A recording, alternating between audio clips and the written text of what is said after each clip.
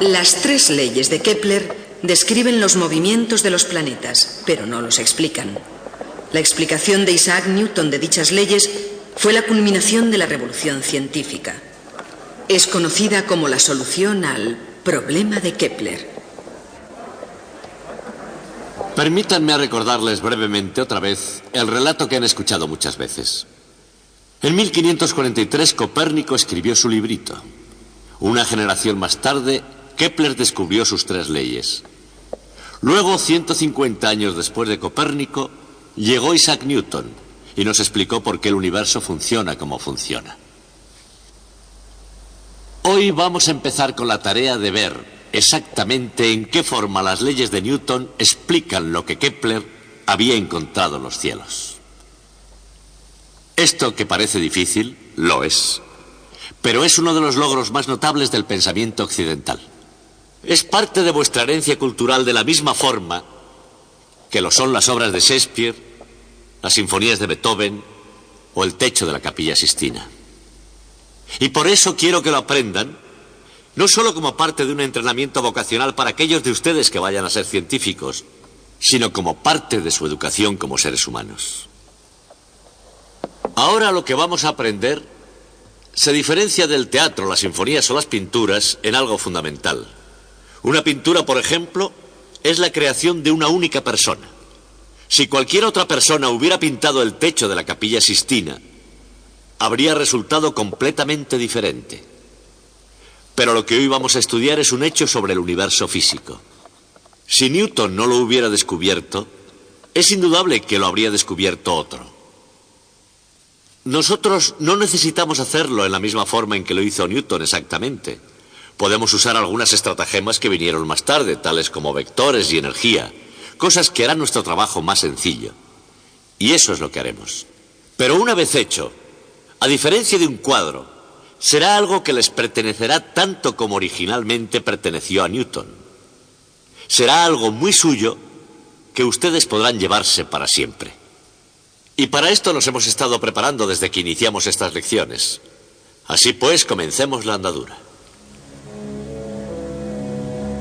Isaac Newton suponía que la fuerza de la gravedad daba origen a las órbitas elípticas y encontró la forma de probar esa opinión en la matemática mundial. En sus matemáticas entraba su ley de la gravitación inversa al cuadrado y también su segunda ley del movimiento.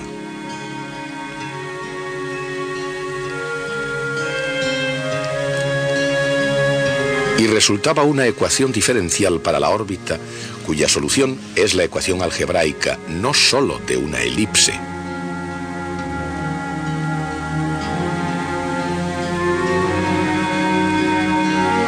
sino también de cualquier sección cónica.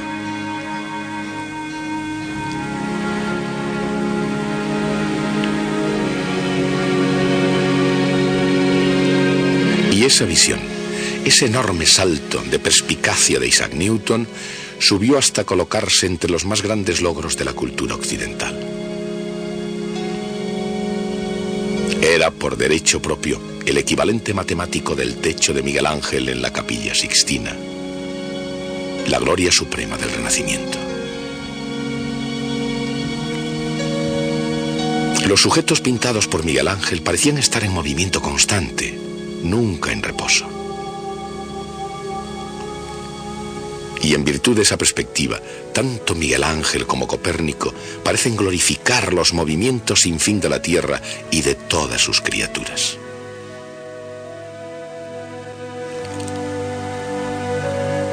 Con tan brillante percepción, el científico y el artista compartieron ambos la excepcional visión del mundo del más grande dramaturgo de la historia.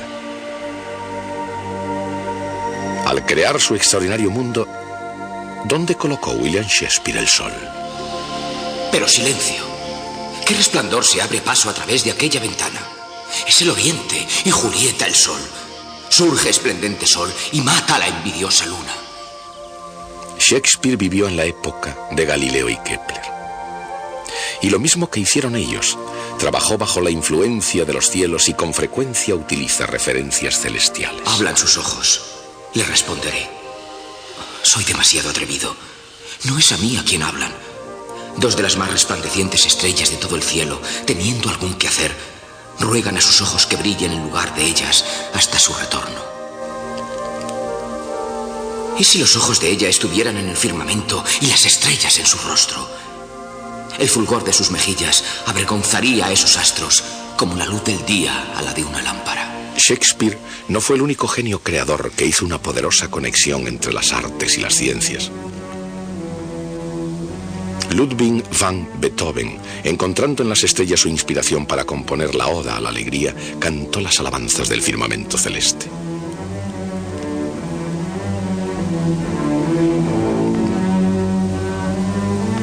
Las bellas artes, el drama, la música, las matemáticas y la física. Cada una de ellas es una brillante gema de la cultura occidental.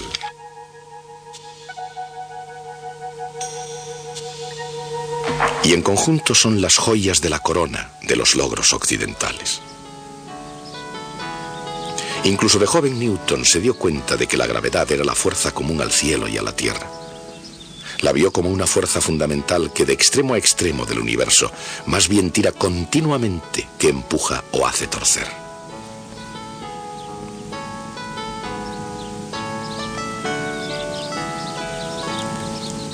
Años después, con esa idea en la mente, Isaac Newton apreció completamente el significado de las leyes de Kepler sobre el movimiento planetario. La gravedad no puede aplicar un par o un momento.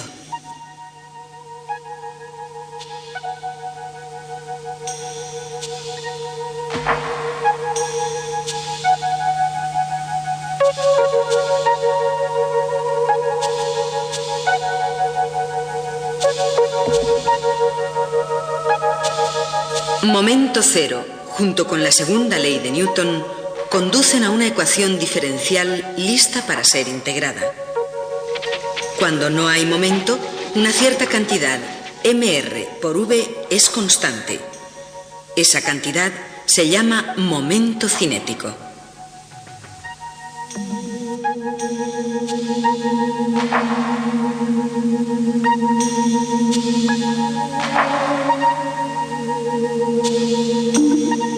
Un planeta girando en órbita con momento cinético constante se mantiene en un plano. Su velocidad orbital varía de una forma exactamente determinada.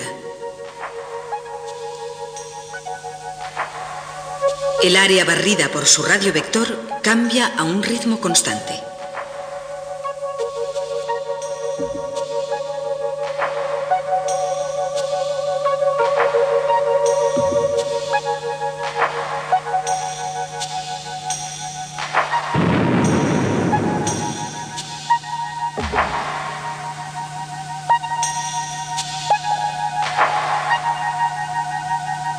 Esa es la segunda ley de Kepler.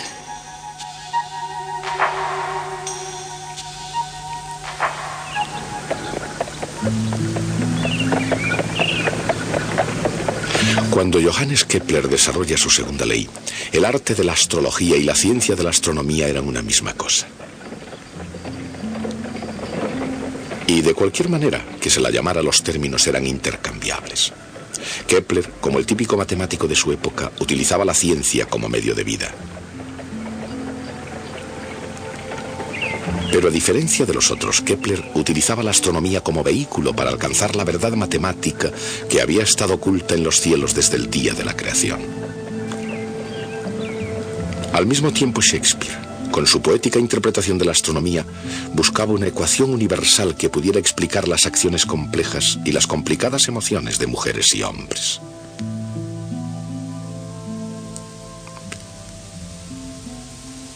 Y sus observaciones, como las de Isaac Newton, tuvieron influencia en la forma como los seres humanos perciben la realidad. Sus métodos difieren. Newton no era conocido precisamente por su sentido del humor.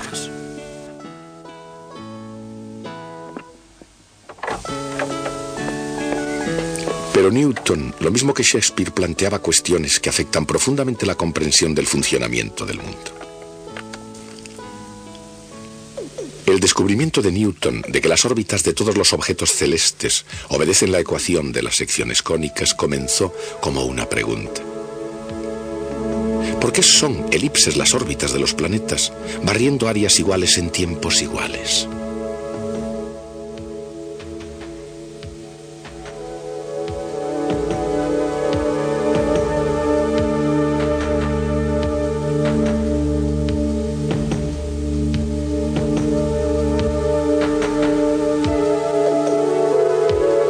La respuesta se encuentra más fácilmente utilizando coordenadas polares, donde el ritmo de cambio del área es igual a un medio de r al cuadrado por la derivada de θ respecto a t. En términos de momento cinético, el resultado es una ecuación diferencial obedecida por todos los objetos que se mueven bajo la influencia de cualquier fuerza central. Incluyendo los planetas que se mueven en órbitas elípticas bajo la fuerza de la universal ley de la gravedad de Newton.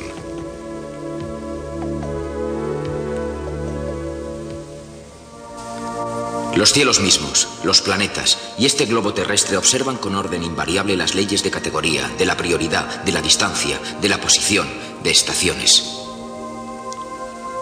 En la época de Shakespeare, la Tierra, influida por planetas desordenados y errantes, estaba en el núcleo del sistema solar.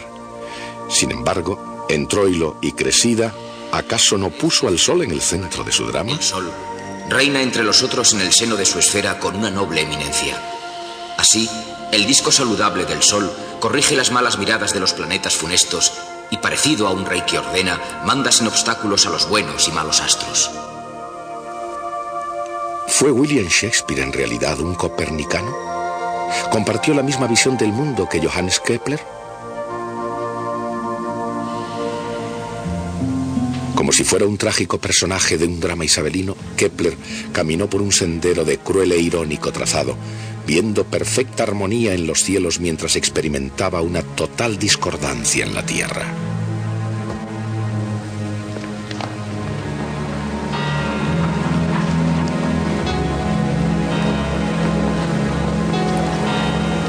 El padre de Kepler, un violento mercenario que iba de guerra en guerra, lo abandonó de pequeño. El joven Kepler fue enviado a un seminario protestante en las provincias germánicas. El modo de vida era estricto y espartano, con interminables horas de estudio y oración. Kepler era un muchacho frágil y enfermizo que prácticamente no tenía amigos y era obstinadamente independiente. Su madre era en extremo excéntrica y estaba obsesionada por la astrología y el ocultismo. Su tía fue quemada en la hoguera. A medida que avanzaba la instrucción religiosa, desesperaba de poderse salvar y cada vez se sentía más culpable de la fascinación de su madre por las ciencias ocultas.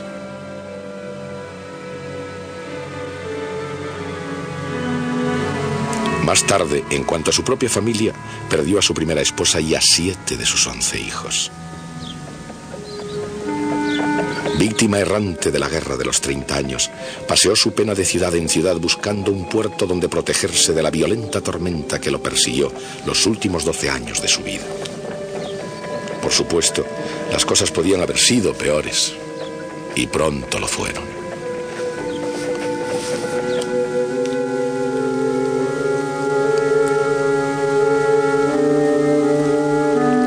En 1615, la madre de Kepler fue procesada por la práctica moderadamente común pero prohibida de la brujería. Desolado por la noticia del arresto y proceso de su madre, Kepler escribió: «Casi hizo estallar mi corazón». Aunque finalmente estaba haciendo verdaderos progresos en el trabajo de su vida, se mantuvo cerca de su madre de una forma u otra durante 6 largos años. Dado que Kepler describía a su madre como una charlatana terca y pendenciera, la sincera preocupación por su madre parece una curiosa nota a pie de página. Aparte de la fortaleza de carácter de un hijo respetuoso, ¿había alguna otra razón para estar en deuda con aquella mujer?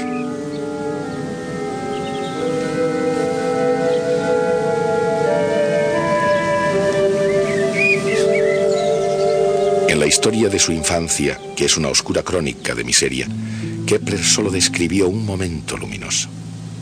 Cuando tenía 5 años y era un niño muy curioso e impresionable, su madre le cogió de la mano y se fueron a pasear en la noche. Subieron a la cima de una montaña muy próxima y juntos vieron un cometa. Así como la razón donde se apoyan sus éxitos desaparecen especulaciones, los éxitos en sí mismos permanecen indelebles. Aunque William Shakespeare probablemente habría pasado por alto la matemática que refleja la tercera ley de Kepler, seguramente habría encontrado ironía en el título de su obra, La armonía del mundo.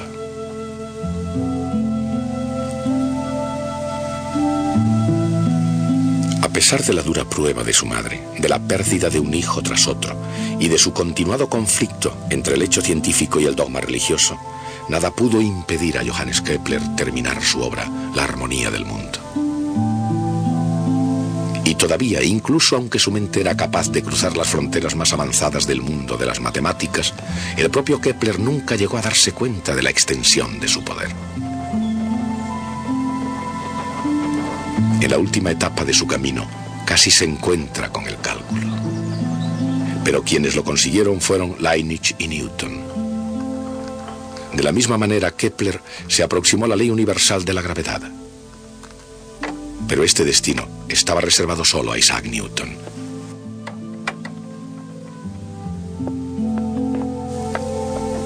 Y no solo llegó a descubrir la ley universal de la gravedad, sino que la propia ley cayó en sus manos como la clave del problema de Kepler.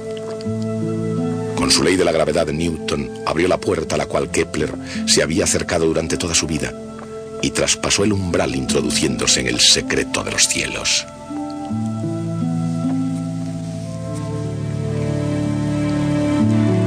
La ley universal de la gravitación.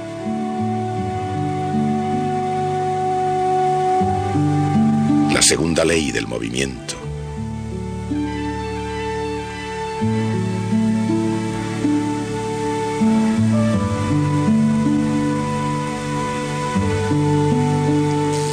Constante. La conservación del momento cinético.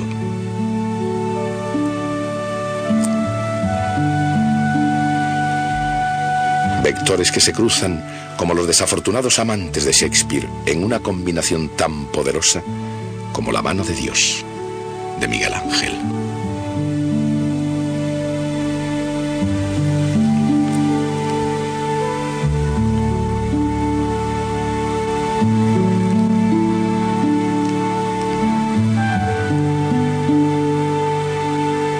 Dando vida a un ballet de vectores tan animosos como una sinfonía de Beethoven.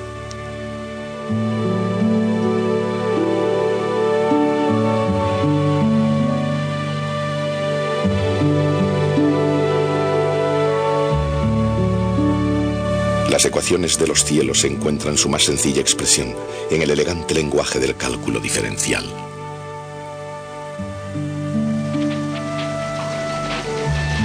Integrado hasta el gran proyecto y constante en la suma.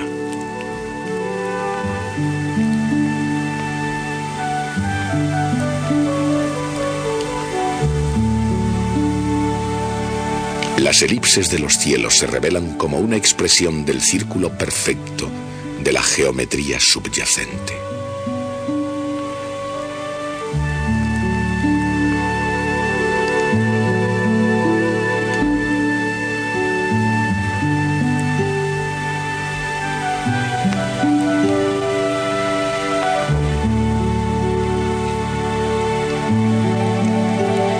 El productor de los acontecimientos. Una vez que es cambiado el orden y liberada la masa,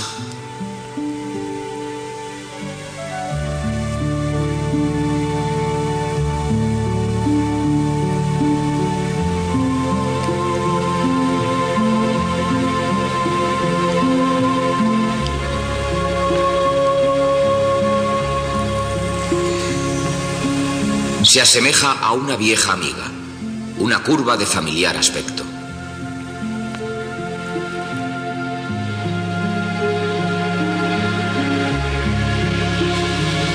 Elipse, parábola e hipérbola, todas encuentran sus arcos dibujados en el tapiz celestial.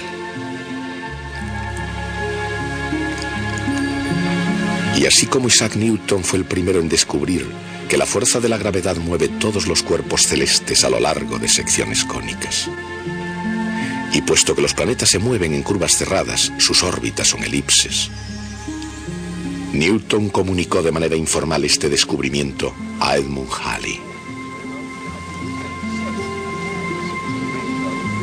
Pero la reacción de este cambió pronto, desde pura alegría a horror absoluto. Newton no solo había perdido sus cálculos para resolver el problema de Kepler, había también olvidado cómo había desarrollado la prueba matemática. Sin embargo, empujado por Halley, Newton comenzó nuevamente con toda calma a resolver quizá el problema más complejo del mundo científico. Y esta vez prosiguió hasta revelar el secreto matemático del universo.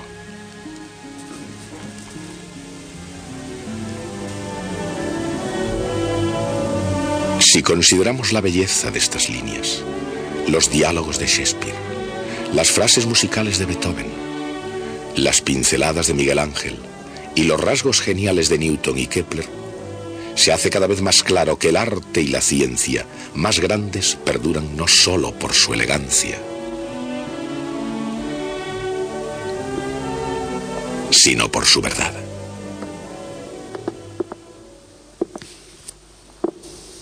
Johannes Kepler vivió en la misma época que William Shakespeare, que Isabel I de Inglaterra, que María Estuardo y, por supuesto, que Galileo. Que yo sepa, estos dos personajes nunca se vieron entre ellos, pero Kepler y Galileo sabían de sus existencias e incluso intercambiaron algunas cartas. Quisiera leerles alguna parte de esas cartas. La primera está fechada en 1597. Kepler envió una copia de un libro escrito por él a Galileo y Galileo le contestó lo siguiente. Escuchen. Mi instruido doctor, he recibido su libro hace solo unas horas. Me congratula saber que tengo un aliado en el estudio de la verdad. Y la verdad, escrita con mayúscula, era para Galileo el sistema copernicano del mundo. Y aún no había admitido abiertamente que creyera en él. Por cierto, que más adelante escribe: hasta ahora he estado asustado por el sino de nuestro maestro Copérnico, quien, aunque adquirió fama inmortal para algunos, es todavía para una multitud infinita de otros, así como para muchos necios, objeto de ridículo y escarnio. Como recordarán, 40 años más tarde, Galileo mismo fue procesado por adoptar el sistema copernicano. La segunda carta fue escrita en 1610. Galileo había hecho sus brillantes descubrimientos con el nuevo telescopio y había escrito ya El mensajero estelar, libro que fue acogido con indiferencia, cuando no con hostilidad, por el resto del mundo. Envió una copia al gran Kepler y esperó con ansiedad la respuesta. Kepler respondió con su característica generosidad y Galileo le contestó diciendo: gracias, porque es usted el primero y prácticamente el único que ha mostrado fe en mis aseveraciones. Pero no me sorprendo. Tales son su nobleza y la grandeza de su genialidad. Kepler preguntó a Galileo si él podría conseguir ver el firmamento a través de un telescopio de la calidad del que Galileo había construido. Galileo le viene a decir que él no dispone de ningún telescopio. Dice: sí, el mío es excelente, multiplica las imágenes más de 1000 veces, pero ya no es mío.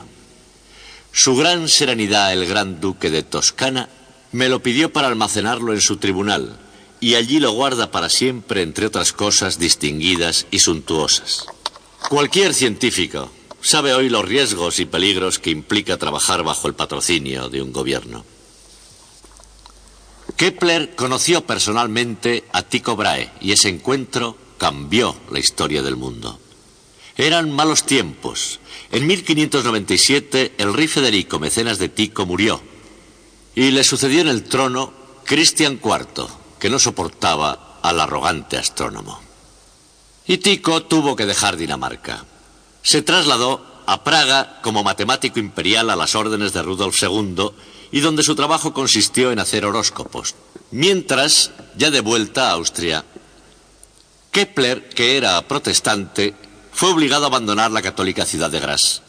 Y así, en una fecha fácil de recordar, el 1 de enero de 1600, inicia el camino para reunirse con el gran Tycho en Praga.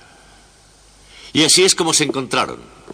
Inmediatamente comprobaron que no se podrían soportar, pero que ninguno podría continuar ya sin el otro. Tycho necesitaba del genio matemático de Kepler para organizar sus observaciones, y Kepler debía tener los datos de Tycho para hacer la cosmología, que era la misión de su vida. Y así, durante 8 turbulentos meses, estuvieron juntos, incapaces de escapar el uno del otro, hasta que Tycho murió en 1601. Incluso entonces, Kepler no fue capaz de dedicarse del todo a la cosmología como tan ardientemente deseaba, porque primero tenía la responsabilidad de producir este libro. Este libro se llama Las Tablas Rudolfinas, en honor de Rudolf II, que fue quien pagó la factura. Está escrito por Johannes Kepler y publicado en 1627. Es la publicación que hizo Kepler de los datos de Tycho. Incluso si Kepler no hubiera descubierto sus 3 leyes, la recordaríamos hoy por este libro, ya que con él la astronomía se hizo 100 veces más precisa de lo que había sido hasta entonces. Seguiremos el próximo día.